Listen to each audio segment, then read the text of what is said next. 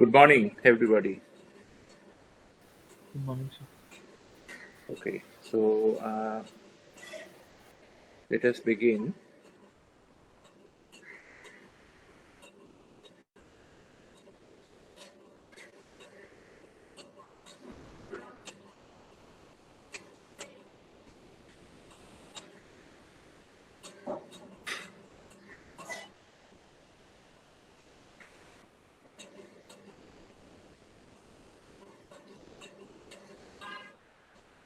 Can you see the screen now?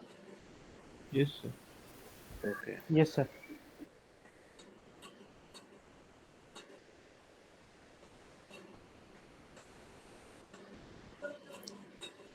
Okay, so in the last class, we were talking about spread spectrum and code division, multiple access, and we had learned that essentially the entire concept of spread spectrum arose because of its high resistance to jamming and interference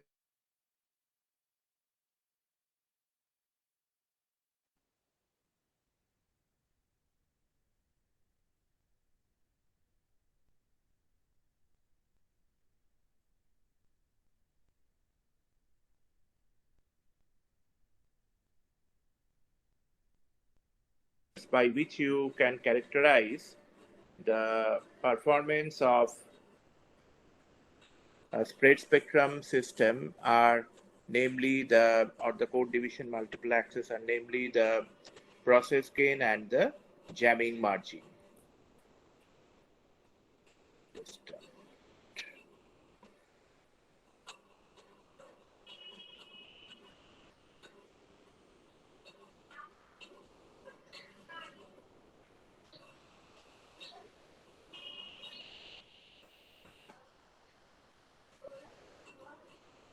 So today we will talk about some of the common types of or standard types of uh, spread spectrum or code division multiple access system. So one of the more common type is what is known as the direct sequence spread spectrum. Okay, and basically the concept of spread spectrum, as we had discussed in the last class, this is you are modulating a signal which is already modulated. That means you are modulating it a second time. And how this is done? No, actually, what we do is that spreading a spectrum in the frequency domain is equivalent to kind of convoluting that particular signal with a high data rate uh, signal, another high data rate carrier or signal. So, when the data rate is high in the time domain, in the corresponding frequency domain, it gets reflected as uh, spreading of the signal over a much wider bandwidth. So when the spectrum is, kind of spread over a much wider bandwidth, the understanding is that because the power level remains the same for the signal, so the spectral power density that reduces significantly. And so it becomes difficult for an unauthorized user to track that particular signal anymore. So in direct sequence spread spectrum, as you can see, that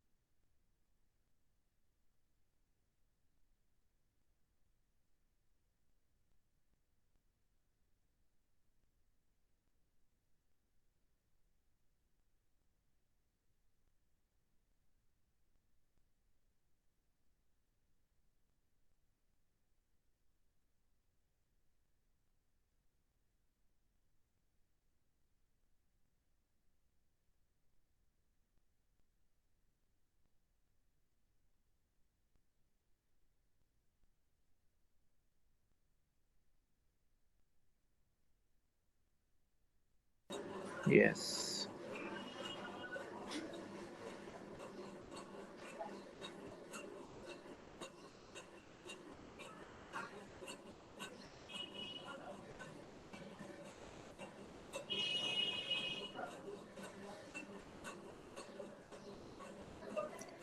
Yes. So, can you see the screen now? Yes, sir. Okay, good. So, what we can see over here is that uh, this particular spread spectrum signal is at this point that is generated because the data signal which is coming, that is convoluted or modulated by this high chipping rate. You will see that this is the kind of expression that we have in the time domain. Okay, so multiplication of the standard data signal having a bit rate of FB with this high chip rate code bit generated by the code generator, that actually produces that actually causes the signal to spread over a much wider bandwidth in the frequency domain. Then at the receiver, it is combined with all the other, like if there are M such independent spread spectrum signals that use the same RF band. So the combined signal is then transmitted, and that signal which is transmitted, that is something like the summation of this all GIT and SIT plus some interference and of course this Gaussian noise. Okay, so from this particular term, what we can understand is that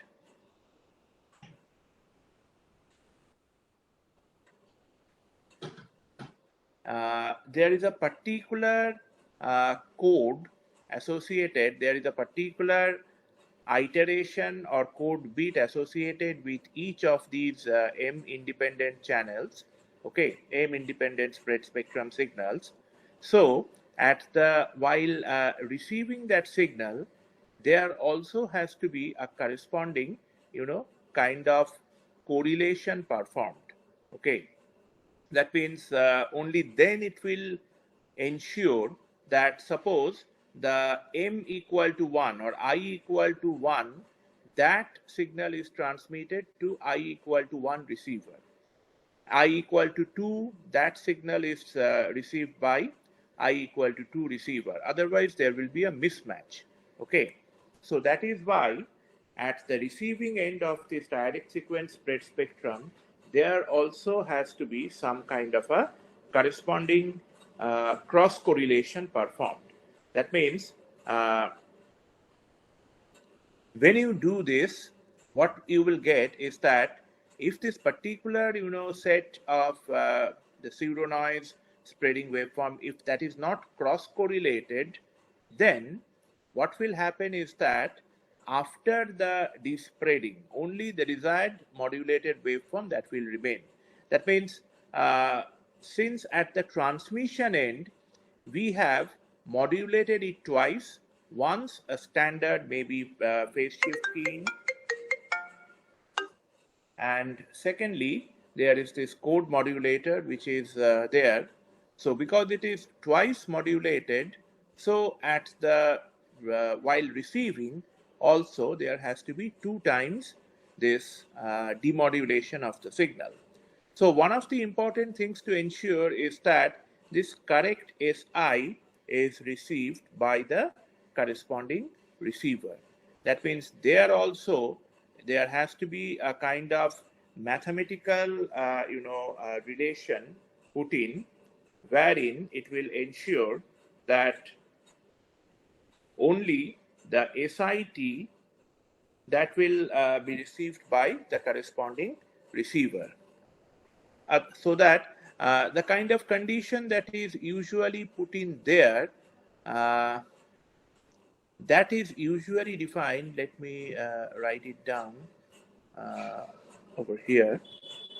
That is, it should be something like this SIT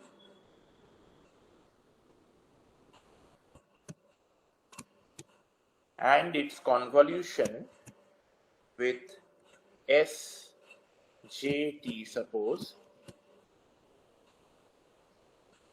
We make it a little bit bigger.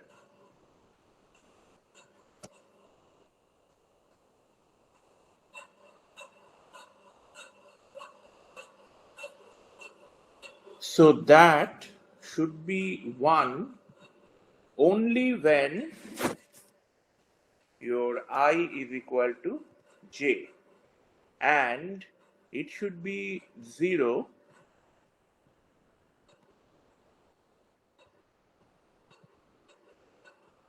for I not equal to j. Okay, that is when this I, when I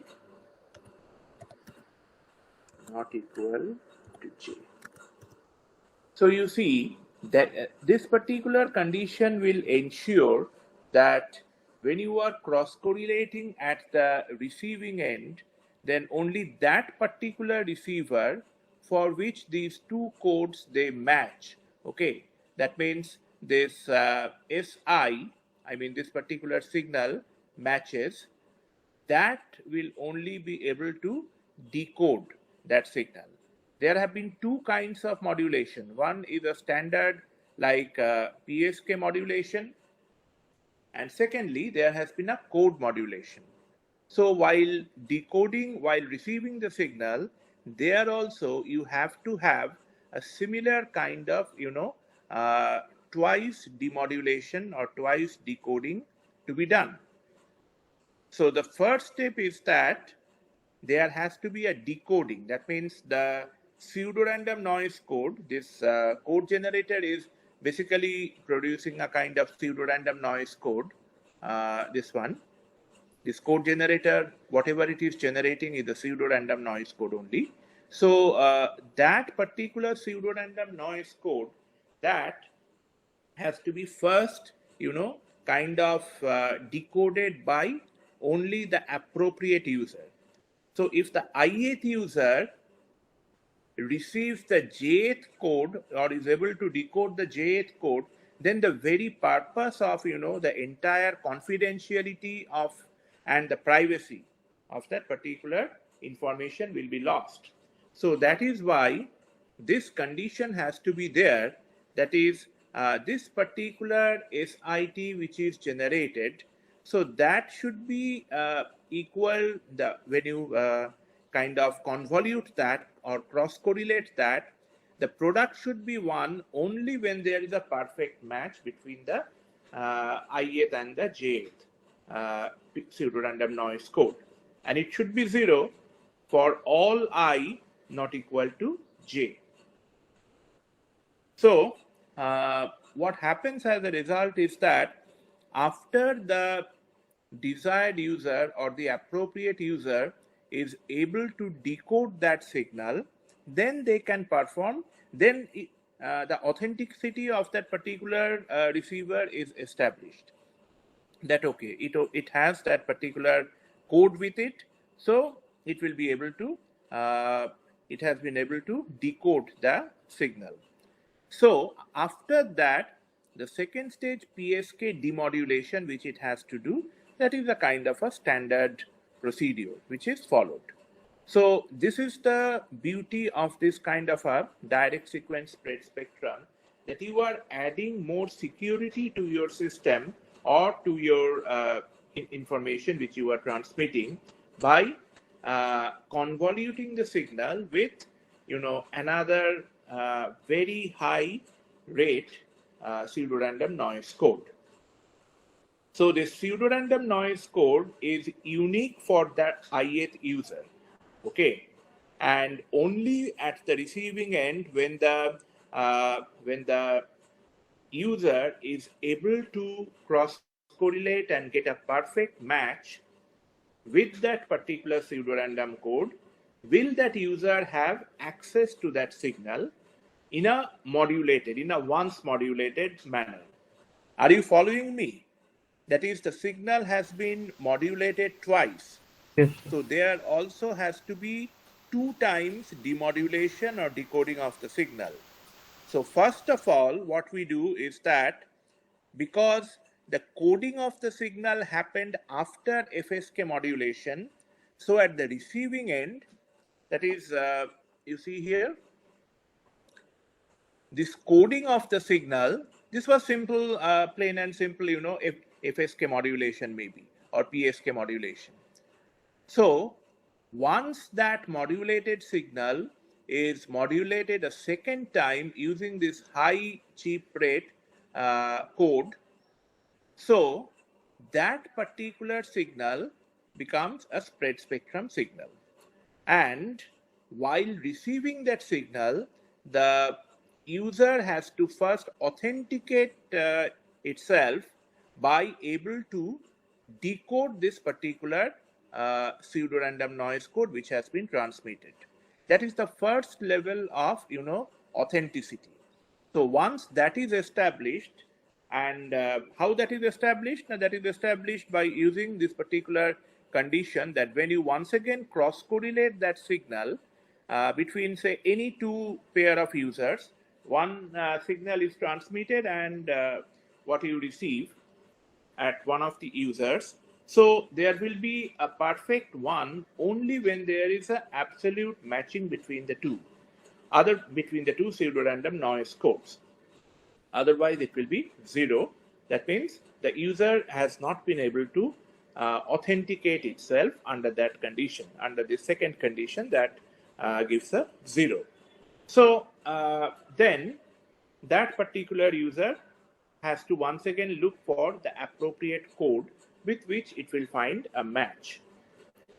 So once that first level of authenticity is established, then the user will have access to the once modulated signal, and then they can perform a standard like PSK demodulation process to get back to retrieve or restore the original signal.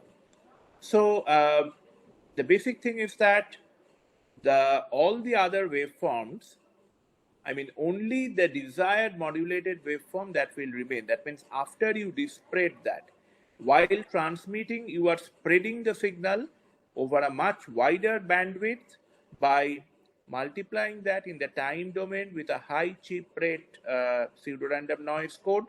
So at the receiving end, you have to disparate that signal, and that disparading is done through this kind of a procedure, that is a kind of cross correlation. So after that disparading, only the once modulated waveform that remains. And so all the other waveforms are not correlated. That is not possible because each user has got a unique pseudo-random noise code. So a match will be obtained only for one of the users, okay, not all.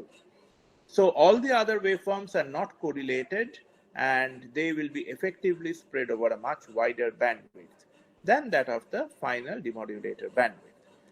Now, as I was mentioning, that this bit rate FC, this is usually much greater than the bit rate FB, and the product sequence, that means this one, after this twice modulation, will have a chipping rate which will be equal to FC. So what happens is that the spectrum in the frequency domain, the signal gets spread by this ratio FC by FB.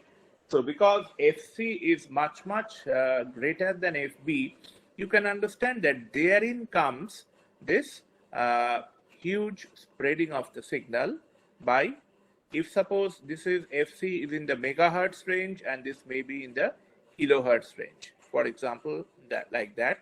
So there is actually at least a 10 to the power 3 order of spreading of the signal in the frequency domain. Likewise, the power spectral density, that is the power per unit bandwidth, that will also be reduced by this factor FB by FC. So because FB is much smaller than FC, so you can understand that the power spectral density in turn, that will be reduced significantly by a factor of at least 10 to the power minus 3. It will be reduced by 10 to the power 3 times compared to the once modulated signal. So when we try to define the process gain following, some of these standard procedures, that means other than the definition of uh, the process gain of a spread spectrum system as the ratio of the output signal to noise ratio to the input, there are other methods, like for example, over here, where you can actually, define it as the ratio of the RF bandwidth. That means in our case, in case of direct sequence spread spectrum, it will be this FC, which is the chipping rate by the bit rate, the data rate. Okay, so this is the data, and we are kind of modulating it by a second time using this high bit rate. That is also a bit, but only thing is that because it is so high, so colloquially it is referred to as the chipping rate. That means as if the bit rate, the data rate has been, kind of chopped into smaller chips by multiplication with this FC. So that is your direct sequence spread spectrum. Now, for frequency hopping spreads, there is a second category of spread spectrum, which is known as the frequency hopping spread spectrum. And in frequency hopping, as the name suggests, that there is a certain amount of bandwidth which is available, and we usually divide that or partition that into smaller frequency bands, okay, smaller segments, and the total transmission time is also divided into smaller time slots. So within a particular time interval, the transmission takes place within a particular frequency band, but that transmission is for a very short interval of time, and then it switches to another band. So if we try to, kind of represent what we are talking about, then essentially it may be something like this, that suppose during the time interval T1, we are transmitting over a bandwidth of say delta F1 or F1 say. Then T2 time interval, we go to not to F2 but maybe to F3. Then T3, perhaps we come back to F2. Okay, that means this sequence, that is during a particular interval of time, what is the frequency at which I am transmitting? That is kind of a completely random process. Okay, and like for example, during the initial time interval, I was transmitting at F1. So if an unauthorized user is trying to track my signal, generally that person will try to track that continuously at that frequency F1. But after a short interval of time, I have shifted to another frequency, maybe F3. Then over the next time slot, I have shifted to F2. So that means if my particular transmitting frequency or operational frequency is changing and changing in a random manner. Now, you may question me that if it is random, how does the actual authenticated user also know? See, this particular, within all this randomness, there is also a process, okay? And that particular sequence or that particular process is governed by a unique pseudo-random noise code, okay? That means according to that particular pseudo-random noise code, these frequencies are being selected. That means at T1, suppose I have 10 frequencies, okay, available with me. Like for example, starting from F1 and going up to maybe like F1, F2, F3, and going up to, like this manner, up to F10, say. And I also have corresponding, time slots available, starting from maybe T1, then T2, T3, like that fashion. I have like T10. So normally a person may think that, okay, at T1 he is transmitting at F1. Okay, at T2 he will be transmitting at F2. T3 he will be transmitting F3, and so on. No, I won't do that, because the very purpose of all these, frequency hopping or direct sequence spread spectrum is to avoid unauthorized users from tracking my signal. So what I will do is that I will do it in a completely random manner. But then somebody may say that, but you yourself may get confused that what you have transmitted in the last time slot and what you will transmit now and what you will transmit in the next time slot. No, that won't happen, because that selection, that over this particular time interval I will use this frequency, that is governed or controlled by a pseudo-random noise code generator. A code generator is actually prompting that particular system and the signal to use this frequency for this time interval. And that is not sequential. It is not like F1, F2, F3, and so on. It may be F1, then F5, then F2, then F7, then F10, and so on. Okay, so that, any person, for unauthorized users, they need to track the signal at least for certain finite amount of time. Okay, usually a significant amount of time, in order to track that particular signal. But if I'm changing my transmission frequency in that kind of a manner, then definitely it becomes extremely difficult for an unauthorized user to track my signal. So that is the whole game plan. That means I'm trying to, avoid that unauthorized user getting access to my signal and my information. So in case of frequency hopping,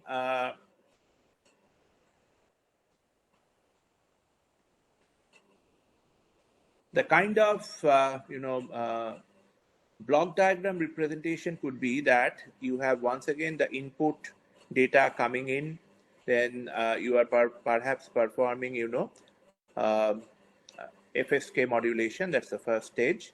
Then you have a code generator, and you also have a frequency synthesizer which is able to generate different frequencies. So based on this code generator, the way it is controlling the sequence in which the transmission frequencies are varying, this frequency synthesizer or frequency generator will generate the corresponding frequency, or allocate that particular frequency, and then that will be transmitted. So basically what is given over here is what I told you just now, that you have a pseudo-random noise code generator which is driving this frequency synthesizer. And because it is shifting randomly from one frequency to another, so that gives it the name hop or frequency hopping.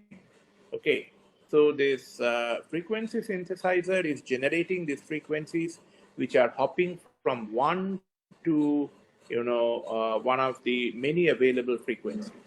So you can understand that larger is the number of carrier frequencies or transmission frequencies that I have for at my disposal,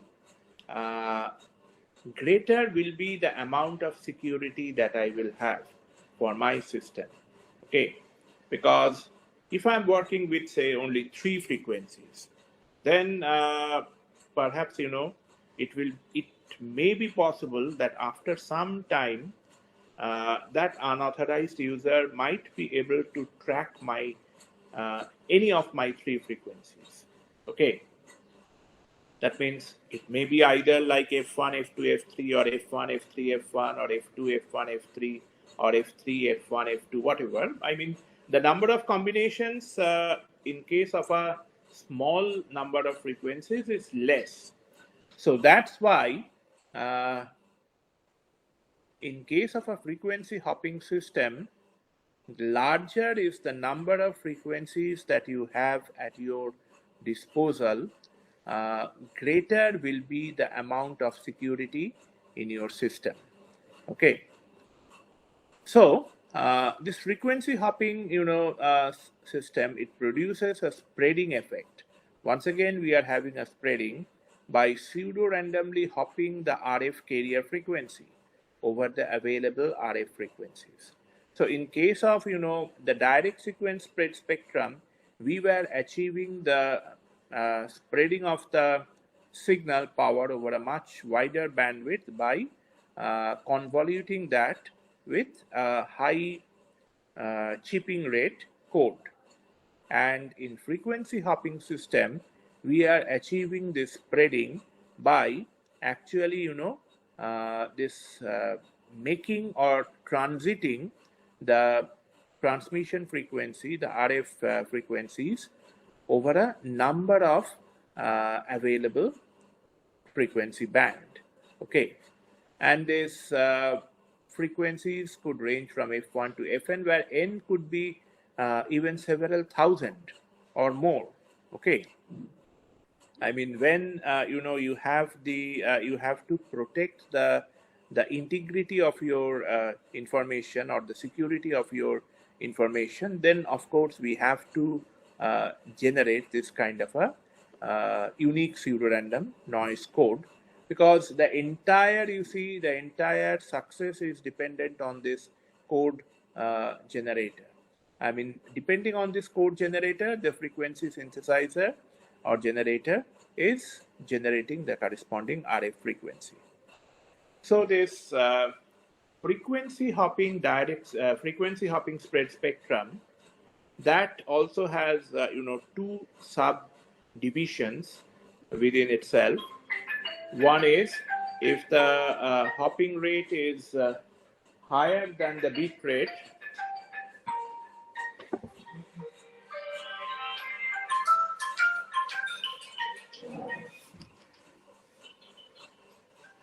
if the hopping rate, if that is higher than the bit rate, okay, then that is known as fast frequency hopping. Okay. While on the other hand, if the hopping rate, if that is slower than the bit rate, then that is slow frequency hopping. Okay. Now, just try to think of this particular situation where, suppose, your bit rate, okay, your bit rate is, suppose, FB. So the time interval that a particular signal spends on a particular frequency, at a particular frequency, is like 1 by FB. And the hopping rate, if that has a corresponding, time interval also, because when you were saying it's the hopping rate, it's some kind of a frequency that we are talking about, and the inverse of that will be some kind of time interval.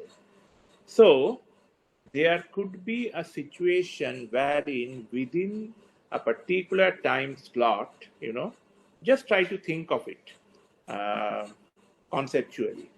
That is, within the time interval, within a particular time slot that we have been talking about in this frequency hopping case. So within a particular time slot, it may so happen that there may be more than one, kind of transmission frequencies which are being used. Okay, just try to think of it, because within that time interval, if the hopping rate is higher than the bit rate. Hello, can you hear me? Yes, sir. Yes, sir. Okay. So just try to think of it this way, that within a particular time interval, time slot, if the frequency hopping takes place at a rate which is faster than the change of that time slot. So during one particular time slot, it may so happen that you may have more than one transmission frequency. Okay, that's a possibility. Whether that is actually used or not, that's a different thing, but that's a possibility. On the other hand, if your hopping rate is slower, then it may so happen that over two such time slots, you may be having the same, transmission frequency. That is also once again a possibility. Whether that will be done or not depends on the system designer.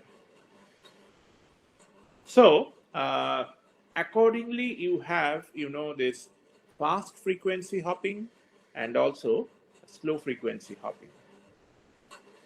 Now there are nowadays actually hybrid spread spectrum systems also in use. I mean, that is more used than this classical direct sequence and the frequency hopping one. So you can have a hybrid model wherein you see this code itself, if that follows some kind of if we kind of make a combination of both the direct sequence as well as the frequency hopping spread spectrum system, so we may have something wherein I am changing the frequency of transmission according to a particular sequence which is governed or determined by the code generator, and that code generator also is following different codes after different cycles.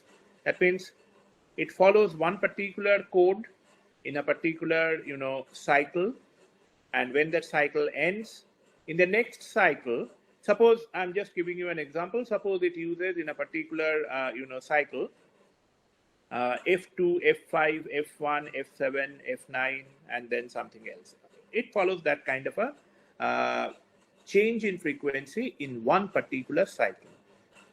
In the next cycle, sometimes in the hybrid mode, what they are using is that the code itself will be changed.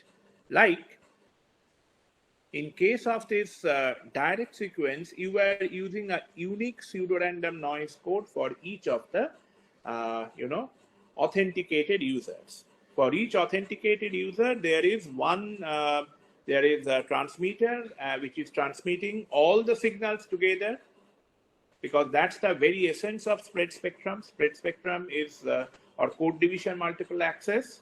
You have both overlap in time as well as overlap in frequency. So that's why all the signals will be transmitted simultaneously. You have to establish your authenticity by having the correct code to first decode that signal, okay, and then you have to perform some standard demodulation. It could be like FSK, it could be like PSK, okay. So these particular hybrid mode also, it utilizes the concepts of both classical direct sequence as well as a classical frequency hopping system. So that makes the entire thing more interesting, okay, and also more challenging for an unauthorized user to access that particular signal. So in case of frequency hopping, we could understand that in case of direct sequence spread spectrum, we had defined the process gain in terms of the two most important parameters. That was One was the bit rate of the data, another was the chipping rate of the unique pseudorandom noise code. So because FC was much, much higher than FB, so that's how we defined the process gain of the system as a ratio of FC to FB. And correspondingly, the power spectral density was also reduced in that by the inverse of that ratio, that is FB by FC. That's the ratio by which the power spectral density was reduced. In case of frequency hopping system, because the very essence or the very success of the system or efficiency of the system is dependent on how many number of frequency hops you allow. Larger is the number of frequency hops, more robust is your system security against unauthorized users. Less is the number of frequency hops you are having at your disposal, less or more prone will be your system to unauthorized access. So what happens is that in case of frequency hopping spread spectrum, we generally define the processing gain as the ratio of the number of hops that is available for the particular system. That means if there are like 1000, then when you express this process gain in terms of decibel, it comes out to be like 30 dB, right? 1000 in the linear scale is something like 10 to the power 3, 10 log to the base 10, 10 to the power 3, right?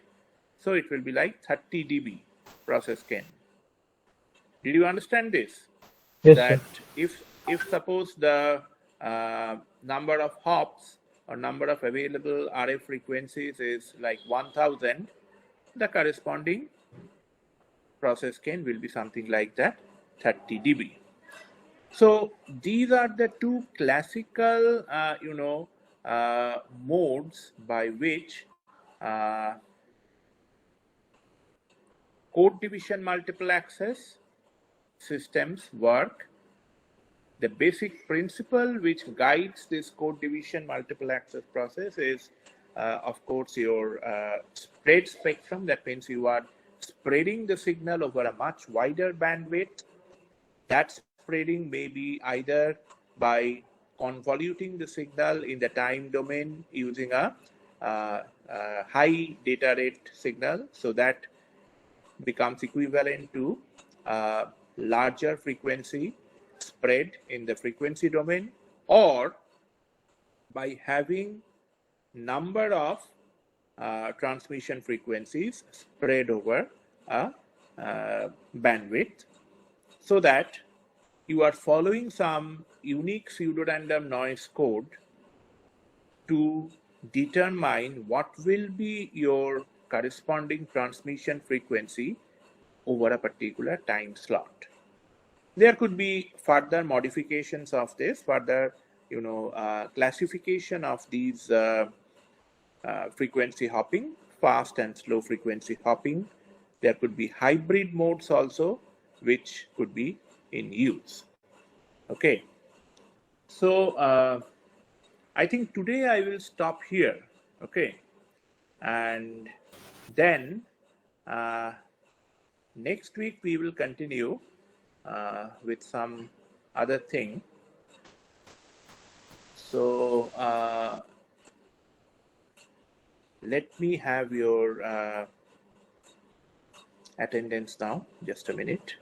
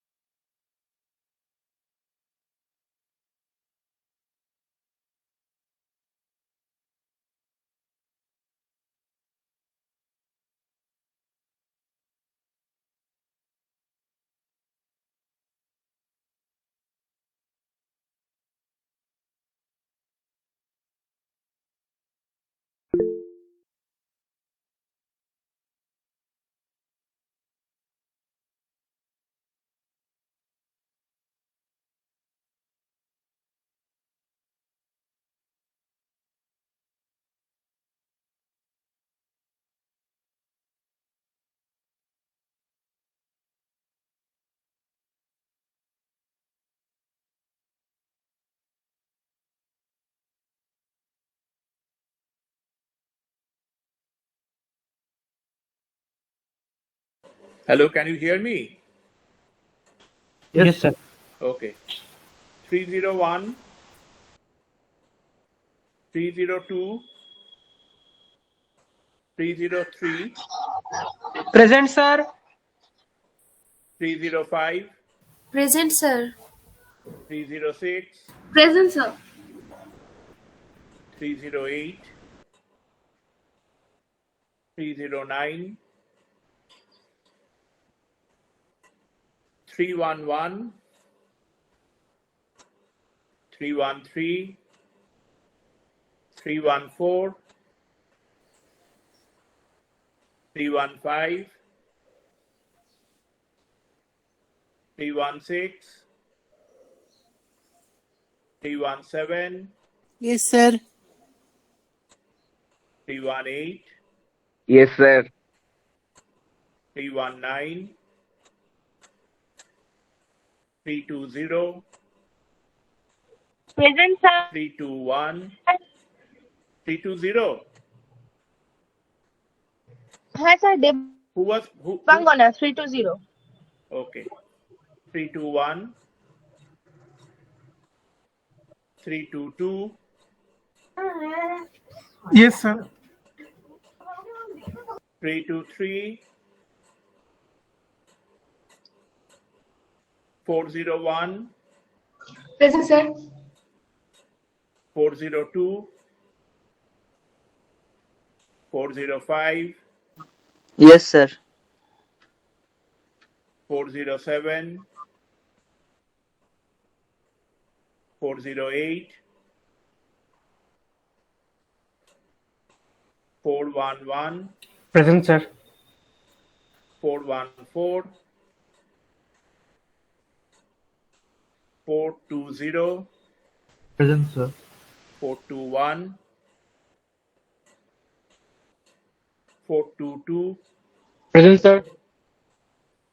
423, Present, sir. 424, 430, 431, 432, Yes, sir. 433, 435, 436, 437, Present, sir. 438, 439, Yes, sir. 439, Yes, sir. 440,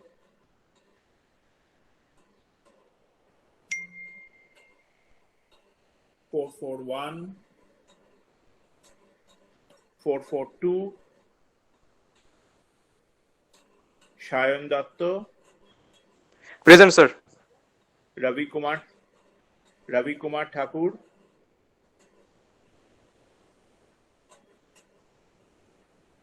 okay, thank you.